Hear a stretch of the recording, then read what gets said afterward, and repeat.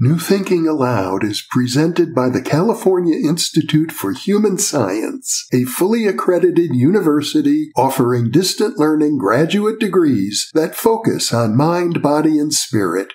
The topics that we cover here. We are particularly excited to announce new degrees emphasizing parapsychology and the paranormal. Visit their website at cihs.edu.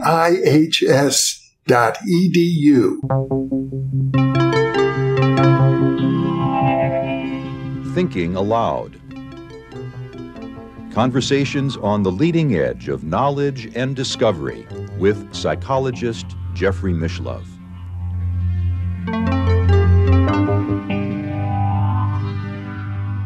Hello and welcome. I'm Jeffrey Mishlove.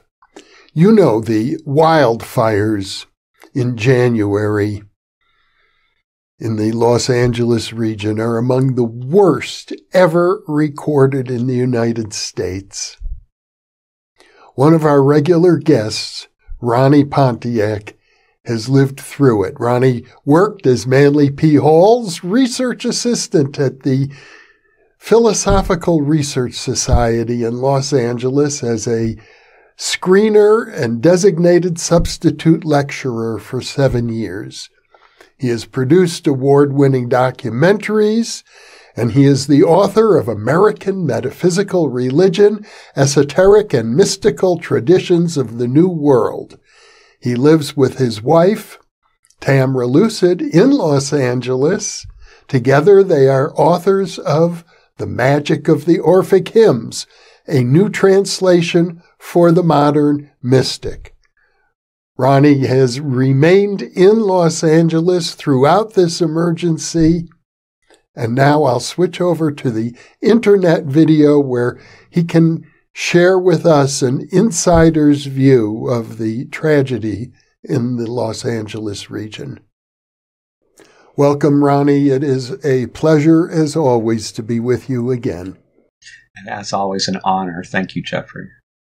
You've been through what I think most people would call a horrendous time. Not just you, but the whole metropolitan area of Los Angeles. Some 20 to 30 million people have been caught up in a concatenation of events involving some of the worst fires ever recorded in the United States, along with hurricane-strength winds, power blackouts, all sorts of disruptions to normal life. How are you? Well, thank you for asking. I'm fine. It's been a very interesting but challenging time, obviously. There were 2 fires that were fairly near to us. We were 2 blocks away from mandatory evacuation at one point. Fortunately for us, both of those fires were put out rather quickly. And at the moment, there's no danger, although we continue to have friends who are facing danger in various areas. And new fires keep popping up in different areas of Los Angeles. So they're fighting a particularly big one right now in the Castaic area that is threatening homes. Happily, there's a lot of help here now. There's fire departments from all over. There's a lot of planes and helicopters dropping water. And it's a little different than it was in the beginning. And also the winds have not been anywhere near as severe. The initial fire in the Palisades and in Altadena, both of those were a perfect storm in so many ways. The wind was unbelievable, sometimes hitting 100 miles per hour, just sending sparks and embers in every direction. It was impossible to fight. And also the fire department was understaffed and didn't have everything they needed. The Palisades Reservoir was empty for repairs, so there wasn't immediately available water, which was supposed to be there for exactly this kind of scenario. And these winds blew the embers into parts of Los Angeles that have never burned before. I have friends both in Altadena and the Palisades who had been through big fires in the area. And at first were complacent because they were in the flats. They just didn't think it would ever reach that far. But it was stunning how quickly it did. And it was a miracle that it wasn't a much more disastrous situation, even though it was absolutely a catastrophe. Well, I realize that because the metropolis is so large, really only a small percentage of people lost their homes, but it's such a horrible thing to just suddenly lose your home. It's devastating for those people, and I imagine almost everybody in LA must know somebody who has had this happen to them. It's one of these experiences where every day you find out that somebody else lost their home as the news makes the rounds. And I was surprised. I mean, day after day, we were without power for almost a week. So we had no connectivity. And when we got out of it and finally were able to find out what was happening, we found out about a couple of our friends who had lost their homes. But the next day there would be a couple more, and the next day a couple more. And this continued for over a week. And so it was amazing to me how many people I knew were impacted so severely. And I'm sure that almost everybody in LA knew somebody who got impacted. These were big neighborhoods filled with people, and many houses, thousands of structures were destroyed.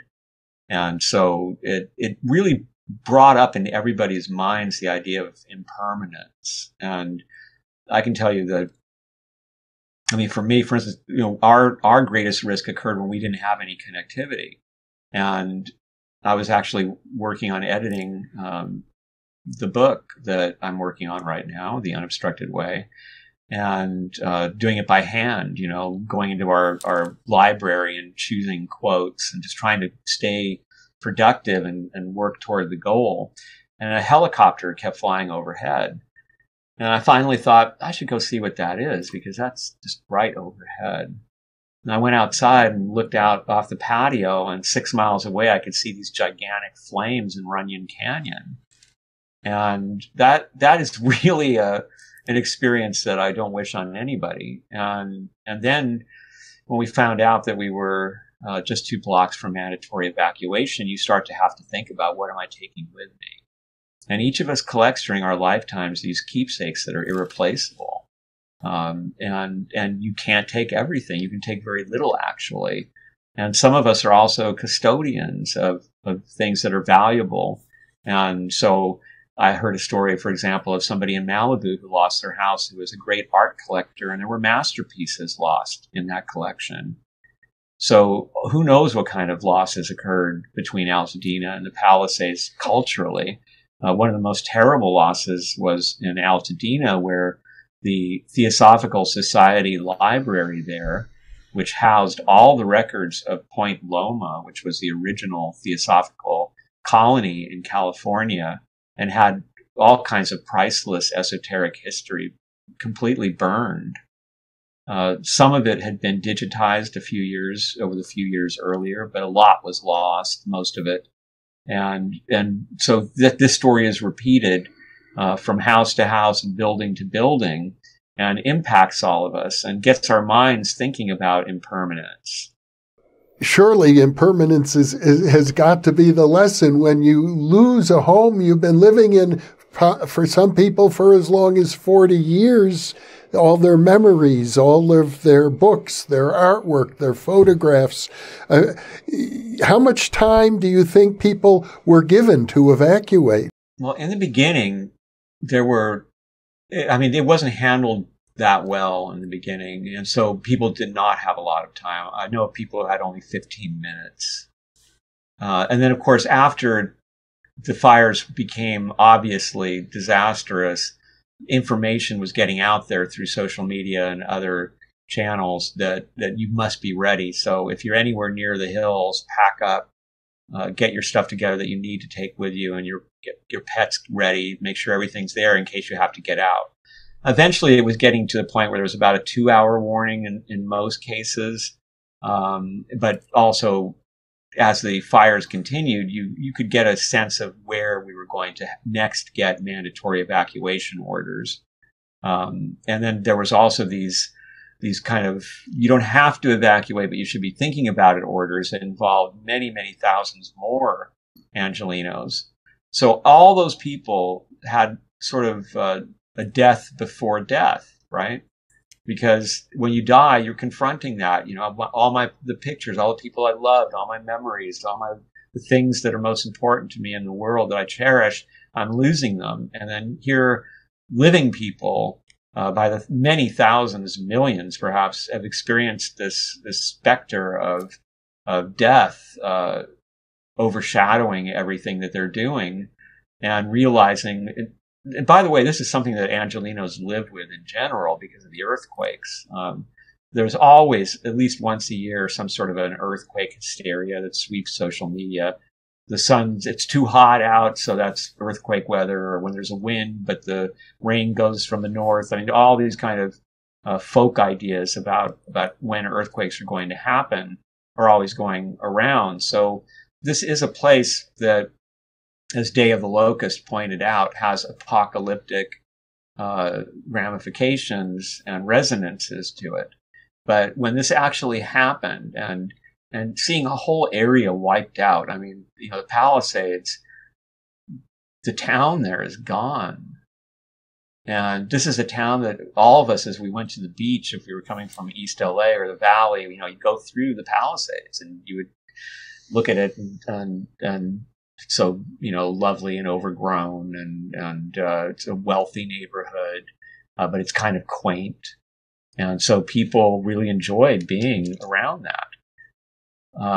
And now you go through there and it's devastation. So this is, especially given the timing of it in terms of the difficulties that the city is already having with homelessness and crime. And there was this shadow side of it, which was really difficult to see, was how there were Angelenos who were out there committing acts of arson, that there were Angelenos who were out there looting. There was a report from the canyon around Runyon, from the Runyon Canyon or Sunset Fire. One person said that they saw what she described as hundreds of people arriving on scooters and in cars, men, to loot the houses before the fire hit. But they ran into a lot of police. So we saw LA at its worst in the beginning, and all the rumors that some of the fires were caused by arson. I think some of them probably were, we'll find. I think there were people who were excited by these constant warnings that this was going to be a super dangerous wind event that could cause a catastrophic fire, and they were inspired to step up for the occasion. So it was something that made us confront what was wrong with the city in a way that we were already confronting. But at the same time, it brought out the best in so many people, because the other side of impermanence is compassion. And the amount of compassion that was shown, people opening their houses so that people could come and stay, restaurants that would stay open all night and feed evacuees and first responders for free. Countless. We could talk for hours about just what I've heard about, and friends of mine who were doing things. And it really belied the whole idea. You know, people often say that LA has no soul, and that it's filled with psychopathic, ambitious people who stomp all over each other and basically live in isolation. But when events like this occur, you really see what a city or a culture is made of.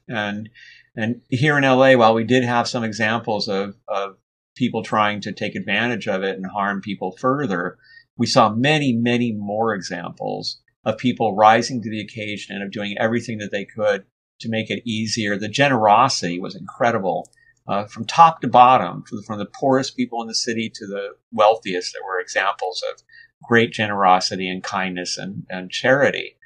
And that continues now, and it will have to continue for some time. And now we're also confronted with what happens next? How do we go about rebuilding huge sections of the city that at this point are poisoned and toxic? I have one friend, for example, who her house and her car survived, but she's not allowed to go in them because they were too close to the fire and they're saturated with toxins. And it will take a serious amount of time to get the crews in there to clean everything up. And as she said, I don't know if I want to live there after they clean it up. I mean, it's been contaminated. They're going to contaminate it again with whatever they clean it up with. And so people are really facing this disconnect from what was their most cherished place to be, where they slept and felt safe, their sanctuaries, and their communities, their neighborhoods, and their friends in the communities. The animals, I have friends who have been lamenting the absence of birds, or who there was one person was telling me about a 3-legged cat that everybody in the neighborhood loved and would feed, and the cat's missing, and everybody's scared that the cat didn't survive. Or another friend of mine who lives very near where one of the fires occurred and could hear the animals screaming at night in the fire, because the fire was that close. So those kinds of experiences have left a deep mark on this town. In some ways, I think it's a good thing because, for example, there was a lot of road rage in LA post-COVID. It's been pretty steady. It's stayed around. A lot of reckless driving, aggressive driving. And since the fires, boy, that really calmed down. People slowed down. People are more considerate when they're driving. It reminds me of something that I've run into in a few places.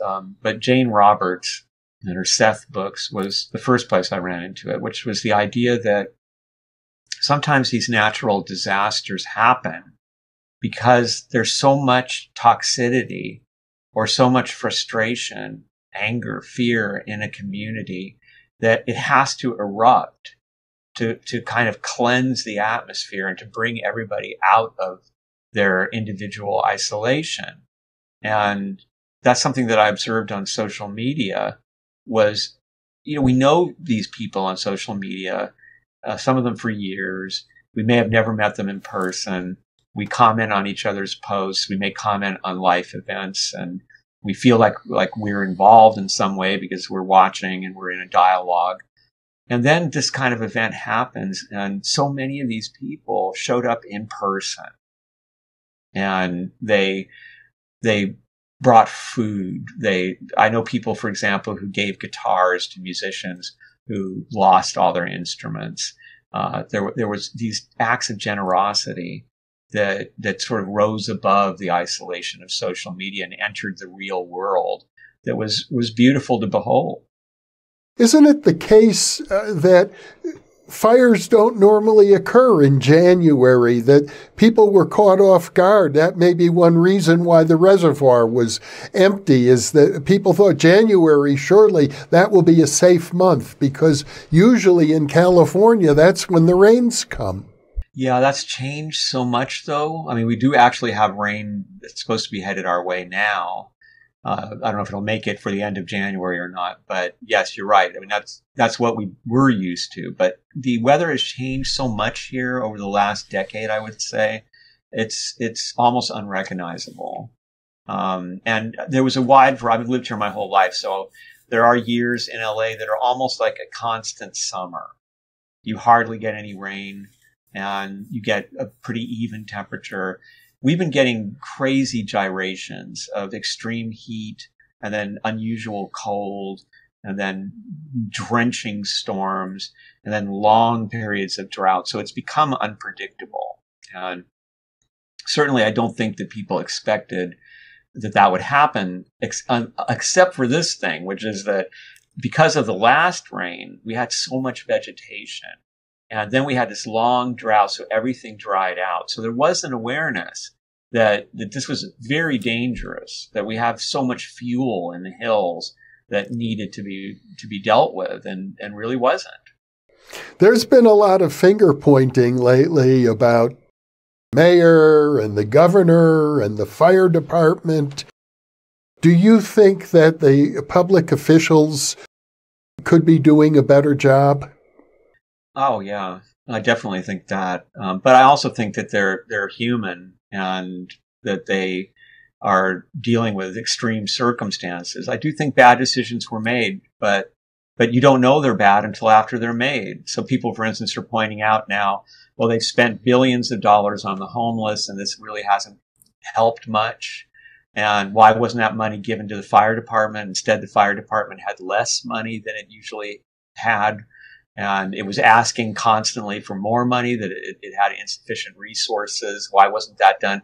But when you're standing there trying to decide, am I going to protect people who might freeze to death out in the streets? Or am I going to, deal with a fire that may or may not, I mean, those are bad decisions to have to make. And LA is filled with those kinds of decisions. So it's easy for people to come in post-mortem and say, but if only they had done that, maybe it would have gone better. I do know that from what I've seen, experts from all over the world whose job it is to fight fire have all said that nothing would have helped, that there might have been some mitigation, but when you have those hurricane level winds blowing into that dry, fuel-filled area of ravines, and then all the houses jammed up close to each other, it was a disaster waiting to happen. The other question I have, Ronnie, is how are you now? I know, for example, a few days ago you told me the air smells terrible. There's plastic smell in the air everywhere. Has that cleared up? It's improving. The sky has been blue. The air's definitely been getting cleaner. There was days there where the advice was that we should all wear masks and N95s when we go out anywhere, because it was so filled with toxins. And when the winds first started blowing, it was blowing some of these even microscopic toxins all over the basin. And so it's just a similar, there's that kind of contamination. And then there's also a psychic, if you would like to call it that, contamination. So to give you an example, we were here working on the book one afternoon, and this big white pickup truck pulled up in our driveway, and this big scary looking guy with tats gets out, and he starts to unload stuff. So I went outside and I said, "Hey man, you got the wrong place. We're not doing any construction work around here." And he starts to speak to me in this very strong accent. He's giving me these strange non sequitur answers, like, "I brought up the boxes from down there. I don't mean to barge in on you," but he's not answering questions. He's just unloading stuff. So Tamra came out and she gave her, she read him the riot act, said, "Get this stuff loaded up and get out of here." And then he got a little belligerent. He stood there waving his arms and saying, "I'm just trying to work, man." And it had that threatening tone of, "I'm a criminal and I'm trying to do a straight job here so that I don't have to be a criminal." He said, "Just let me unload it, and this way I can back down and see and where I'm going, and then I'll pick it up and I'll take it." And I said, "When are you going to pick it up?" And he said, "Well, as soon as I talk to my supervisor." I said, "When's that going to be?" He said, "Soon." I said, "Today?" "Yes, soon today." Unloads everything, splits, covers everything with a tarp, and he's gone. Of course, he didn't come back. Now, when I went and looked under the tarp, it was all flammables. It was old cardboard, flammable paint, flammable resin, all opened cans and such. And so the first thought was, this was during an extreme fire emergency and an alert for our area. And we just thought, is this a pyro? Because we were told to watch out for pyros. And it sure seemed like that. We tried to get in touch with everybody, police, sheriff, everybody, just to report something suspicious that had occurred. And we couldn't get through to anybody because everybody was on tactical alert. So we finally had to arrange ourselves to have all this stuff removed. And in doing so, we found out what it really was an illegal construction dump, which is very common in Los Angeles because there are stringent rules for disposing of paint and other construction waste, and contractors don't want to deal with it. So they will just randomly leave a bunch of junk in somebody's driveway. Now that's what happened to us. But you can see that because of what had occurred, that there's this kind of psychic contamination where you wonder, and all my neighbors, when I told them what had happened and asked them, "Do you have any construction going on?" said, "Oh my God, that's a pyro trying to burn down our neighborhood." That fear kind of spreads around like a contagion in the city. And people are already, post-COVID, still freaked out by the amount of illness that's going around in Los Angeles and in the world, not just COVID. and worried about bird flu, which appears to be the next COVID potentially. And then you've got people who are very upset about what happened politically. I mean, I know a lot of people who are very upset about that and stressed out by it. And then you throw on top of it the fire and the warning that there are people out there trying to light more fires. It creates a highly toxic psychic atmosphere. And I think it's easy for sensitive people to resonate to that. And I have felt very fortunate to have my practice, the Golden Flower, the teachings of the Invisibles from the Unobstructed Universe books, and all the things that I learned from Manly Hall and that Tamra and I have practiced, enabled us to not go completely into some kind of anxiety or sleepless apprehension about what might happen next. We were able to keep some sense of groundedness and trying to share that with other people as much as we can. But that's something that's hard to come by because there's this sense of almost apocalypse that is being felt by many, especially who have strongly Catholic or Christian belief systems and who are sort of on the lookout for Armageddon. And they're looking at what's going on in the world, and they're looking at these firestorms, and there's snow in New Orleans.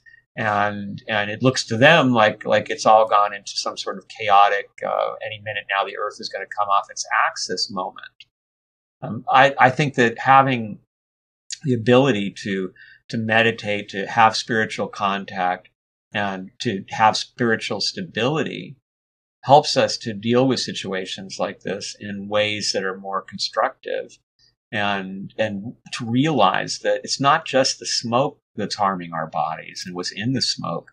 It's the stress, it's the fear, it's the grief over the loss of things. And one of the things that made me proud of this city during this process was how many of the people, and maybe it's my sampling, but how many of the people that I know who lost their homes took such a philosophical approach to it, who said, but we're alive, the people that I love are alive. My cat's alive, my dog's alive. And those are just things, even if they were things I cherished, they're just things, and we're going to start fresh. There's a lot of good spirit and goodwill that's going around because of that. I mean, for instance, we even saw stores.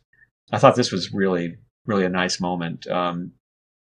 I think the first store that did this was a Black Panther free store in downtown on Adams, and they're normally there to help people who need stuff. So it dates back to the 1960s when the radicals would have these free stores where if you needed clothes or anything else, you could come in and just take stuff, and other people would come and bring stuff.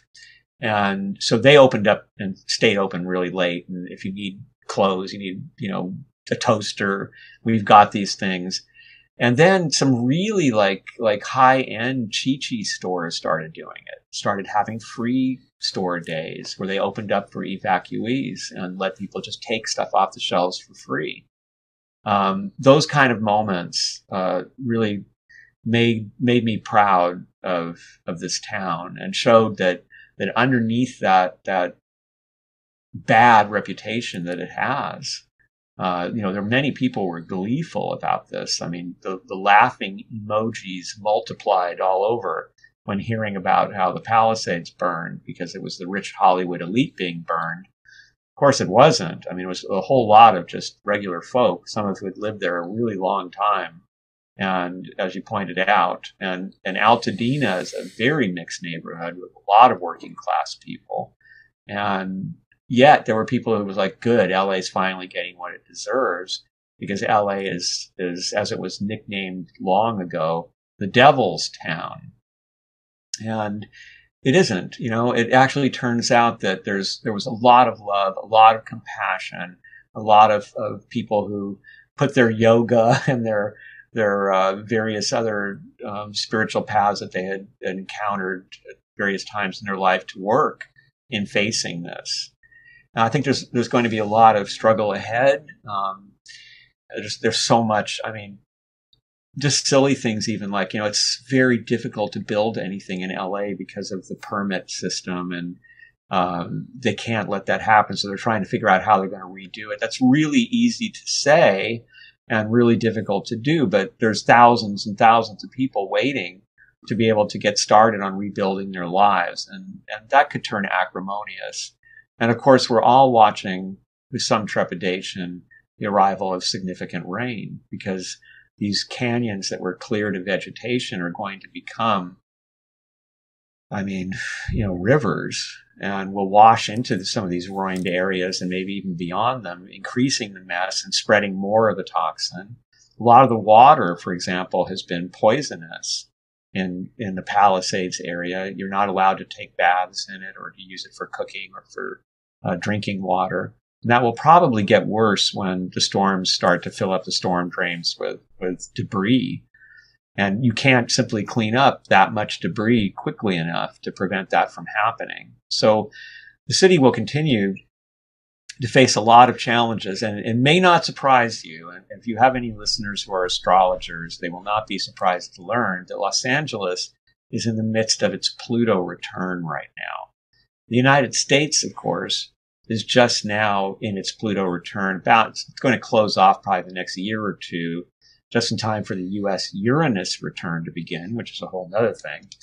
And the U.S. Pluto return has been quite a mess. I'm sure we will all agree that it's seen some pretty disturbing events occur and a whole lot of shadow.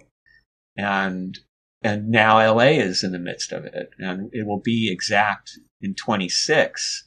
So we still have some time for LA to get worse.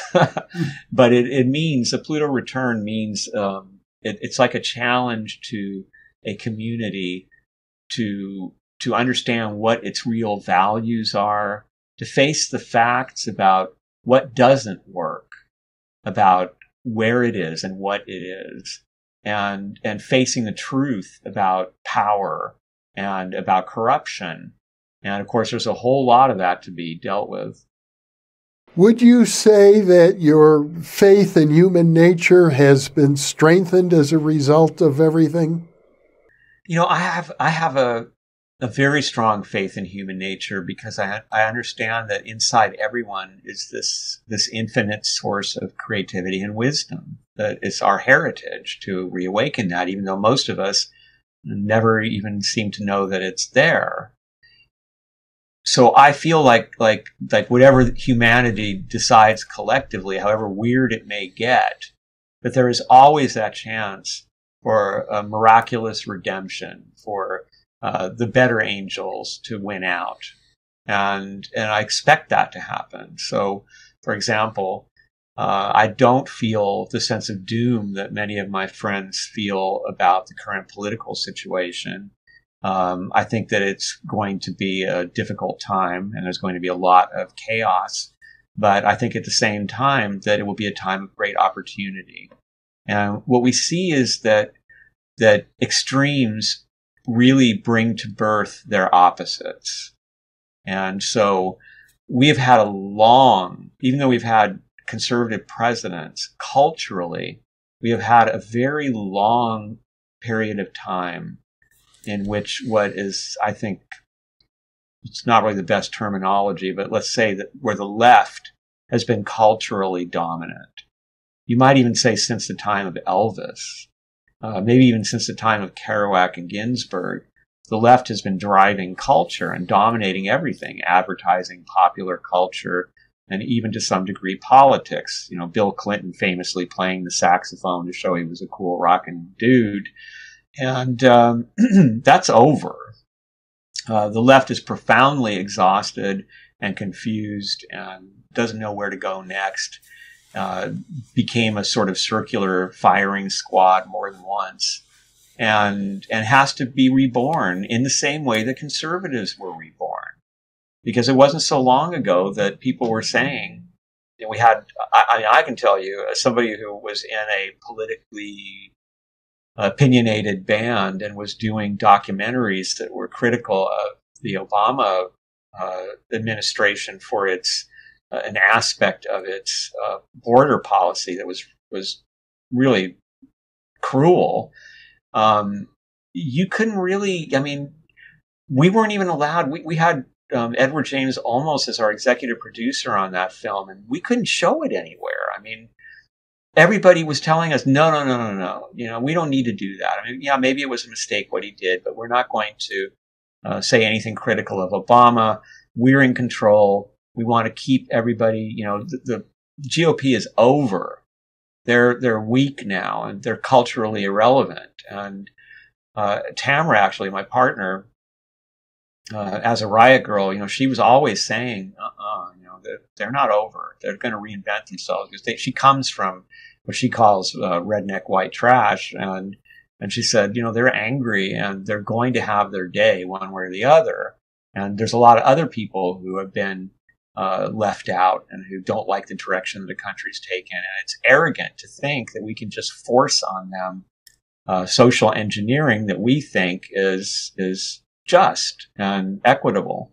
And so, sure enough, they reinvented themselves, starting with the Tea Party and now with the MAGA movement, and they took over culture, and they have made the left look rather feckless and lost in terms of understanding what younger generations want, or what certain aspects of the demographic that they've ignored for a long time really want.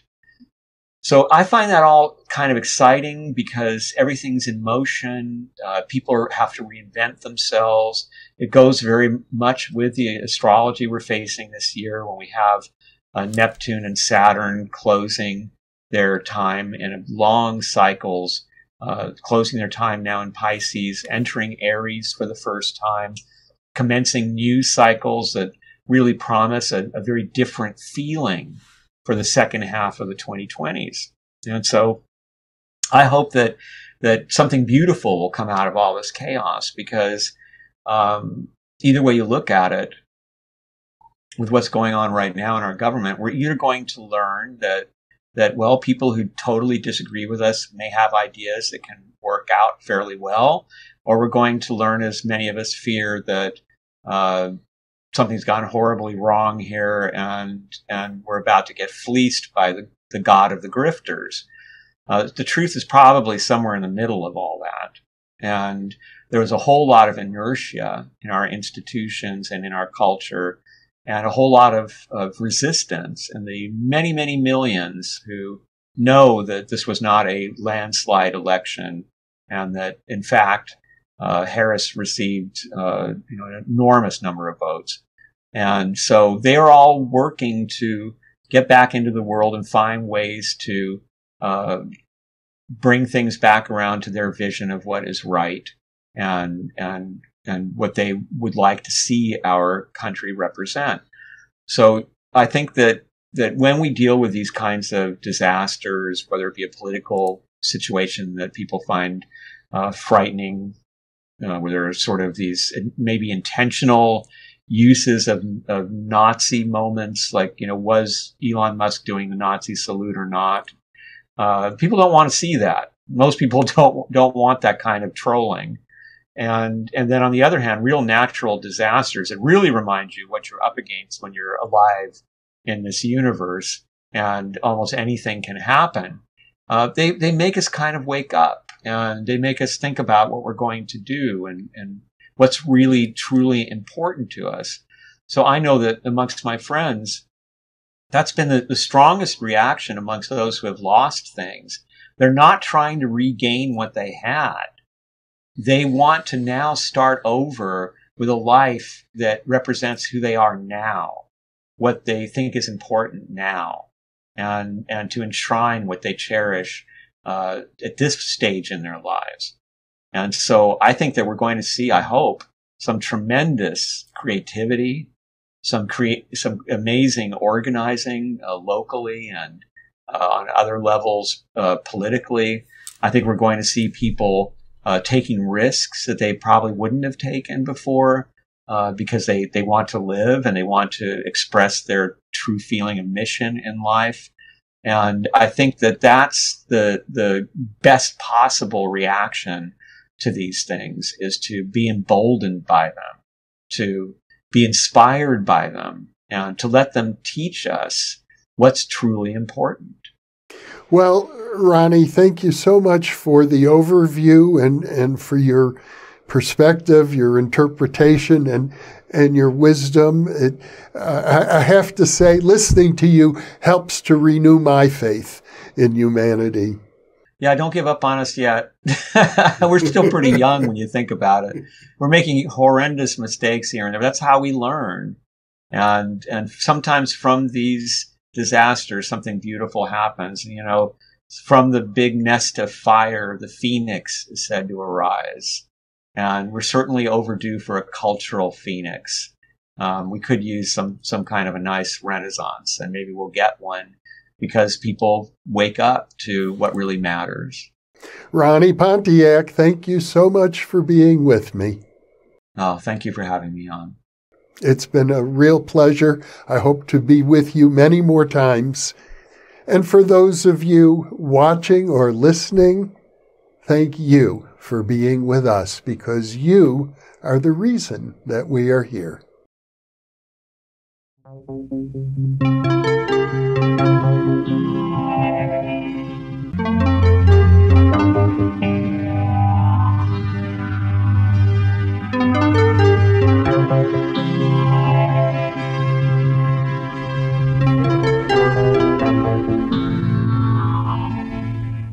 Book 3 in the new Thinking Aloud dialogue series is UFOs and UAP, Are We Really Alone?